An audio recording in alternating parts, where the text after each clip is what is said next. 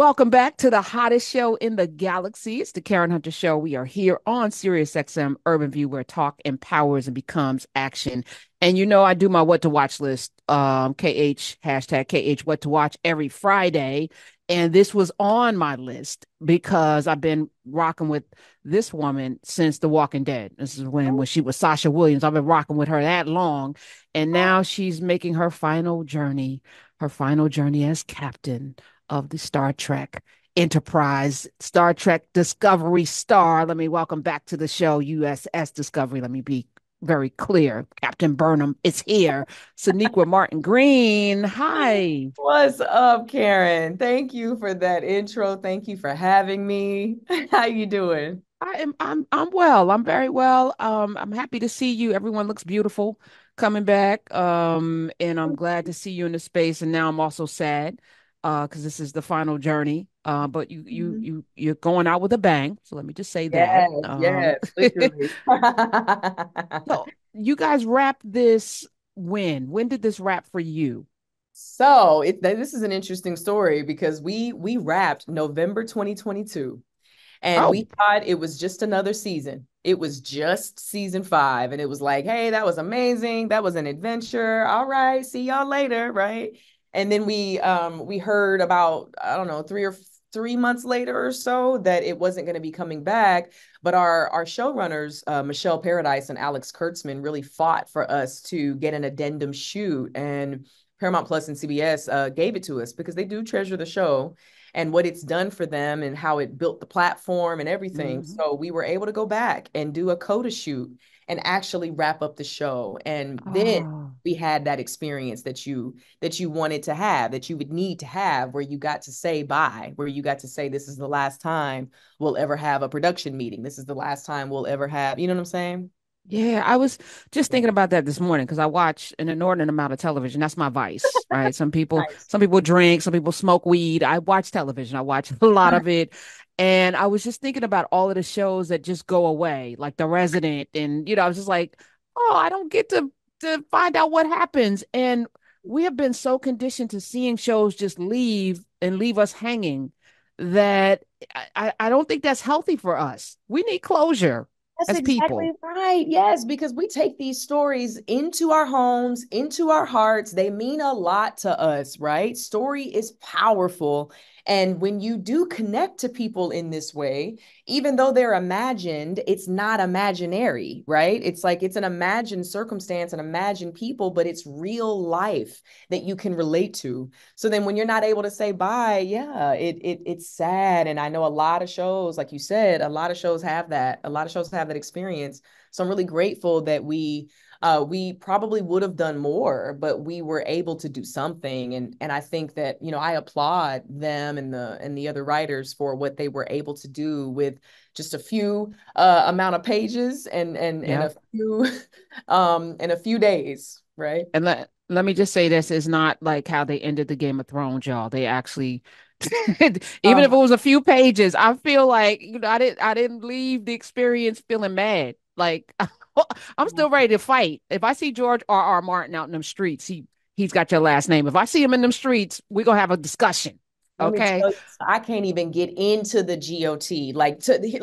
This is all I'll say about it. Okay. I will say that I had to forgive them. You understand? I had Oh. to forgive them because I was holding it. I was holding it. And I said, see, in the name of Jesus, I don't have any to hold unforgiveness against anyone. I need to forgive them.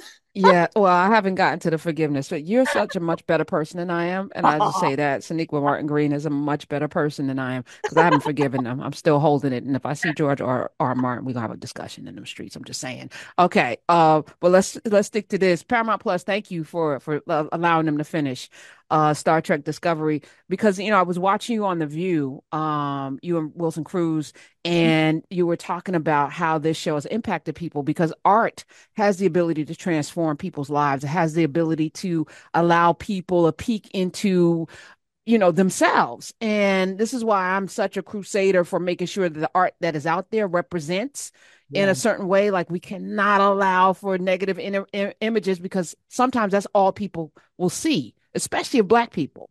that's exactly And right. you said somebody from the UK. Yeah. told you that it and helped get tell the story again? Well, yeah, I mean, this was years and years ago. I think it was toward the beginning. I'll just put it that way. And uh, he said he watched the whole season. I believe it was season one. And he said, but I related to you in such a way that I felt that I was experiencing the world of the story as you. And I connected to you so deeply that by the end of the season, I finally understood something. He said racism is rampant in his family, and because of that connection that we had, because he was able to experience a life through me, he was like, and you couldn't be more different than me. He was like, but because of that, now I understand our connectivity. And now I understand how to stop the cycle of racism in my family. That resonated because Yeah. it's one of my deepest battles. I get to be, and I'm grateful to be on the radio Monday through Friday, 3 to 6 p.m. Eastern on Urban View, channel 126 on SiriusXM. I get to be here and talk with the world pretty much, like across the country. And it's people from all walks of life. But this race thing is and it's so frustrating because a lot of it is just fear and a lack of knowing people because people self-segregate. They live in their silos. And so their only connection to other people is usually through media or through mediums like television or movies. And so the work becomes so much harder because we don't know each other. That's exactly right. And it's really all about widening perspective, right? Because in his case, and in a lot of people's cases, you are seeing the world through someone else's perspective. And when you do that, you can't help but empathize with them. You can't help but see your similarities rather than your differences. And, or even if you do see the differences, you understand how to celebrate them because, oh, now I see what your experience of life is like and how different it is than mine. But here we are both human.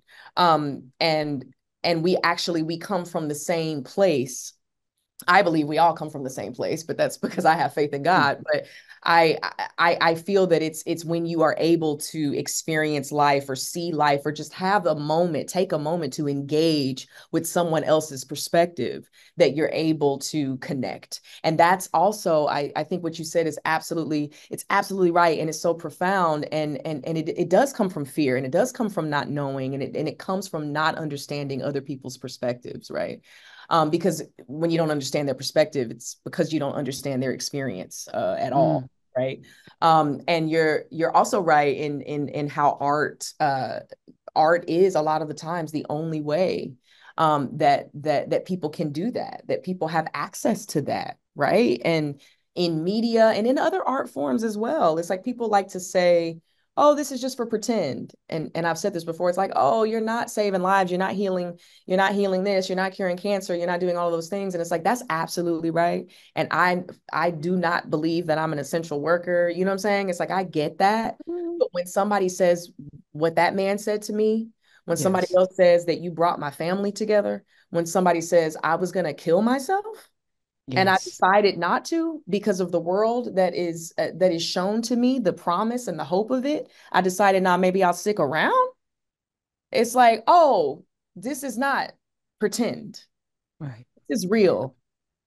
And maybe you are an essential worker. We're talking with Sonequa Martin Green on the soul side of things, right? Sonequa is Captain Michael Burnham. She is the captain of the USS Discovery.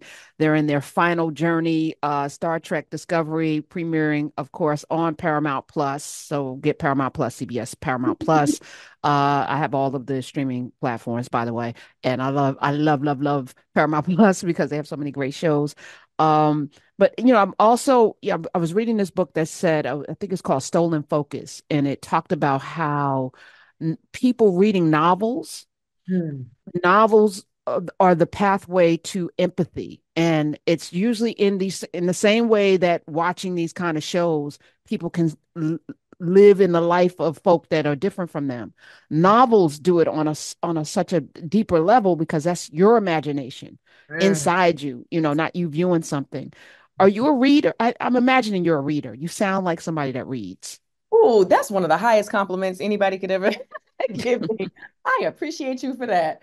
That means a lot coming from you. I am an avid reader. I always have been. I was just fascinated with books when I was growing up. I haven't had a lot of time to read, to be honest with you, with my kids and my Yes. husband and my work schedule, right? But that saddens me because I'm like, man, I used to read. I used to just like leave. You feel that you leave and you're what you said is so true about your imagination and how insular that experience can be, because then you don't have this picture in front of you that does have someone else's interpretation on it, right? It's coming from lots of people's interpretations coming together. But with a novel, yeah, it's just yours. And the writers, and you're really communing with the writer as well. That's a whole thing. That's another element of connection with the art form of storytelling, is that I'm communing with the writer's heart as well. Yeah. As the hearts of those who are going to be taking in this story. But I love reading. I love books. I love novels, and I want to get back to them. When I think about like, oh, what's like the perfect evening? It's like, man, spending like all this great quality family time with my kids and my husband, and then that whole like curling up with a book in front of a fire. What? Come on. Come on. Come What's on, that? picture. What? Come Yes. on. What was the last time, what book? Because I'm always asking that, not for me, but people sometimes we're a nation of non-readers.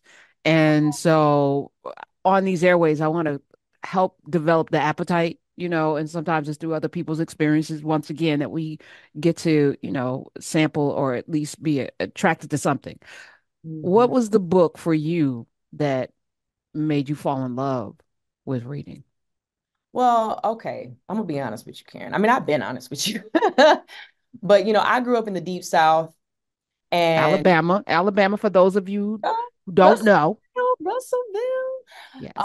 And I'm so, I'm so proud of that. Yeah, it's just such a rich background to be a part of, right? But I didn't have access to a lot of things when I was growing up. And so the books that I was reading, they were the like Charlotte's Webs. They were they were the Sweet Valley High like book series. Mm, They were the, okay. you know, It was it corny stuff. And that's good.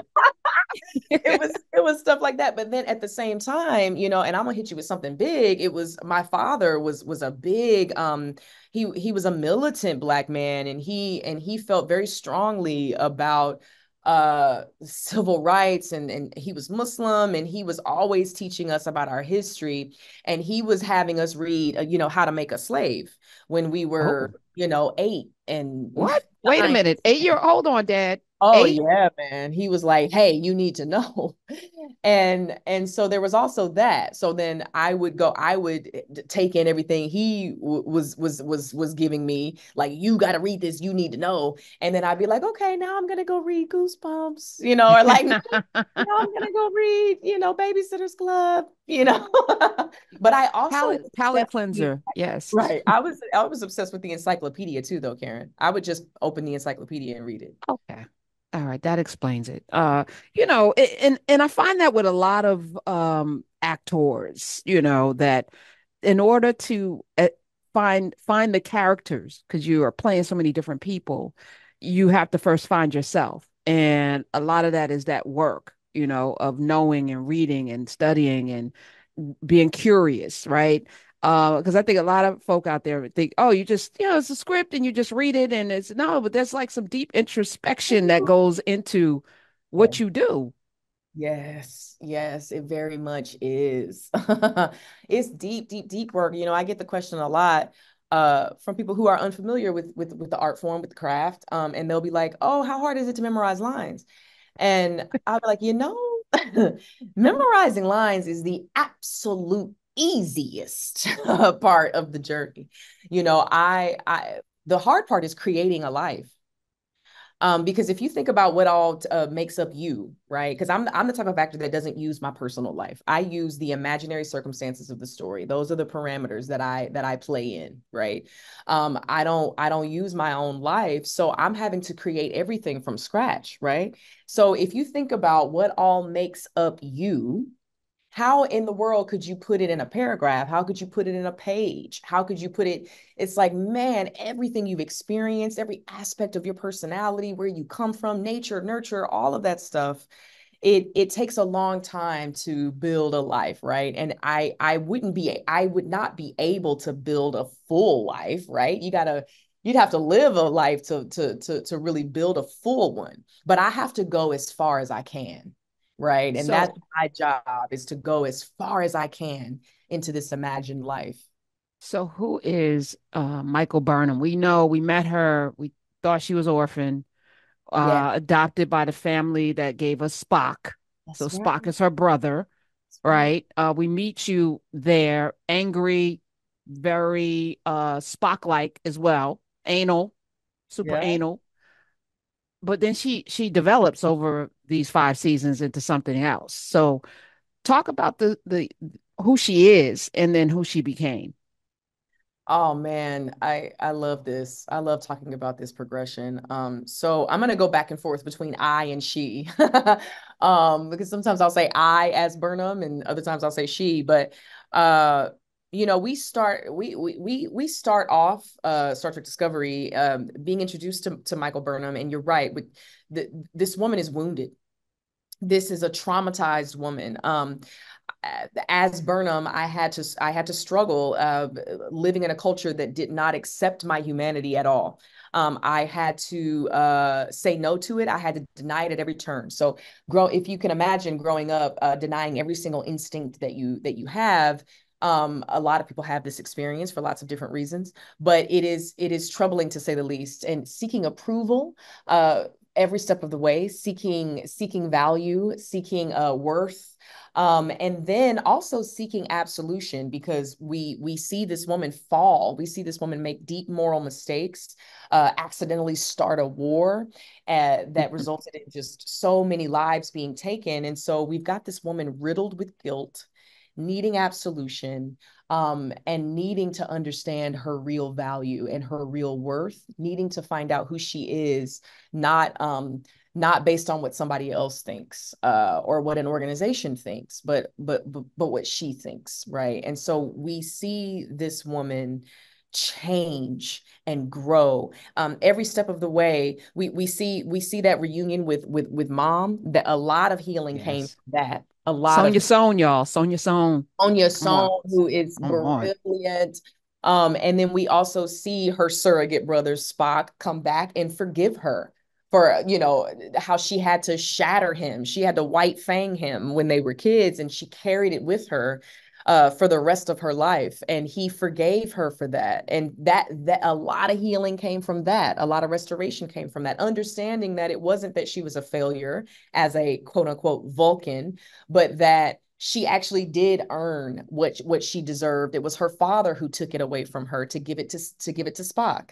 That was a moment of healing and a great breaking of the ground of, oh, wait a minute, who I thought I was is not the truth.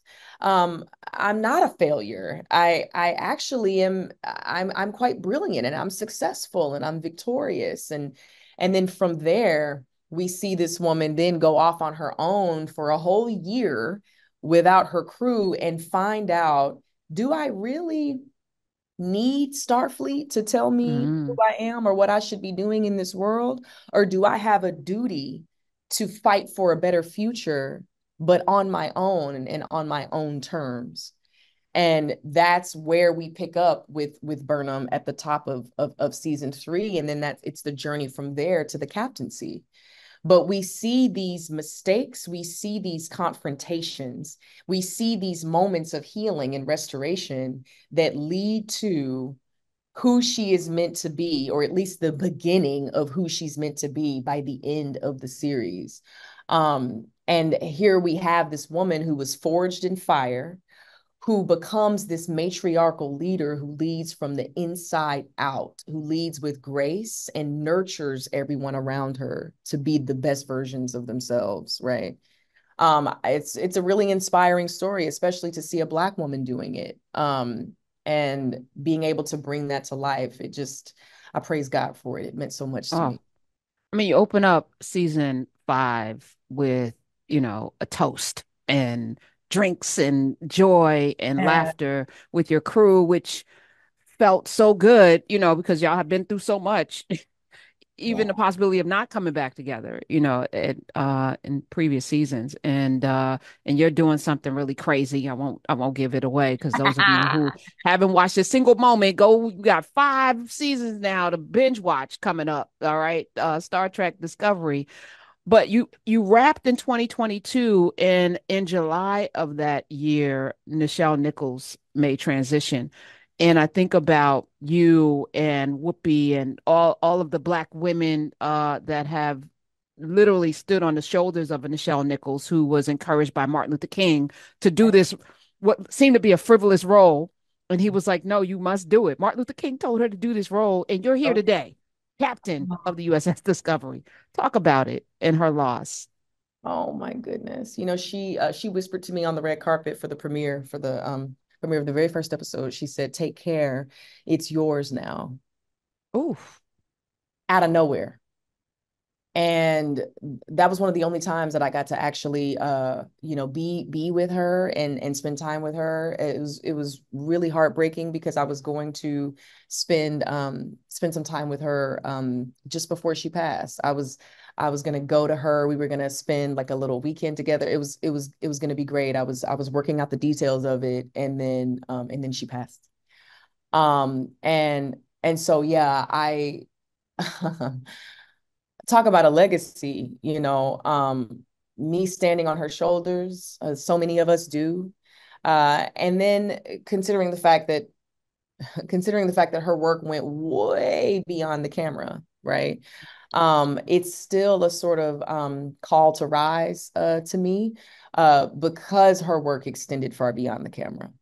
And Mm. I have so many dreams about how other ways that I can continue her legacy and the legacy of so many others before me, because I was quite self-oriented about it for a long time because I felt so much pressure and overwhelm about taking on this franchise and sort of grabbing the baton that was being passed to me. But I realized over time that it was a disservice to the community. It was a disservice to myself. It was a disservice to anybody coming after me because I was in my fear and nervousness and anxiety about it. I was making it all about me. And it's that classic phrase of there's no I in legacy. There's no I in team. It's like, no, no, no. All you need to do is take the baton, do your best with it, and then pass it. That's what you got to Yes. do. It's like don't get caught up in doing everything because now you're sort of finding yourself in ego, and that's not where you want to be. And so I had to learn that over time because there was like it's like, oh, it's Nichelle. It's like, oh, I gotta do everything and I gotta oh, you know what I mean? And it's like, well, you're not gonna be able to do anything thinking like that. You're Facts. actually stagnating yourself. Sonequa Martin Green, having the baton firmly in hand. What's next after Star Trek Discovery? Oh Where, my goodness. what's Well, next you that you know, can talk about? Because I know right, you right, got right, right, your. right, right, right. Exactly, exactly. Well, I tell you, I just have to say before I get into that because it's really quick, but I didn't do it in a vacuum, right? It's like we all created it together. That Black love, with Burnham and Book, and that was so Mm. important to me to share. And like this show family, we all created together. Like we did it together. Like there was absolutely no vacuum whatsoever. I'm so proud of everybody. But I just did a film called My Dead Friend Zoe that won the Narrative Spotlight Award at South by Southwest. And I'm really excited about it because speaking of this, it's a veteran story, and the writer director did it specifically to save lives. And I got into that Mm. veteran experience that I didn't know much about at all. And now I feel like I can contribute in a way like never before because yeah, the movie is really activism. And we have a fantastic cast with Morgan Freeman and Ed Harris and Natalie Morales, Wow. Karshan Bukhar and Gloria Rubin. And it's Wow. autobiographical. It's literally he meant it to save lives. So When I is this? that's what it does. When's it expected out? We'll see, right? We're kind of we're in talks right now. Like it did a really good, it had a fantastic run at South by. And we were so shocked that, that it won the Narrative Spotlight Award. So we'll see. Hopefully we find the perfect home for it. And hopefully as many people as possible can see it. Travis Kelce is one of our original financiers and executive producers. And it's like I thank him for that, and I hope that because of him that more eyes are on it. It's like, yo, as many eyes can be on it, the better. Well, I will be eyes on it because I'm following everything you do. As I said, you had me at Sasha Williams when you Oh, came out of that casket. I was like, oh, thank y'all, you. come That means on, a lot Walker to Den. me. How? So, so when I looked up and I saw Star Trek, I was like, yep, I'm in. I've been in day one. So we're gonna keep going on this journey with you, Sonequa Martin Green, because you are special. You Oh, thank are. you, Karen. That means a lot coming from you. No, no, I tell the truth here. I tell the truth. Much success, love, and blessings to your family, your beautiful family. And thank you for joining us today. Oh, Giving we us a little received time. those blessings. Thank you. And yeah, thank you for having me.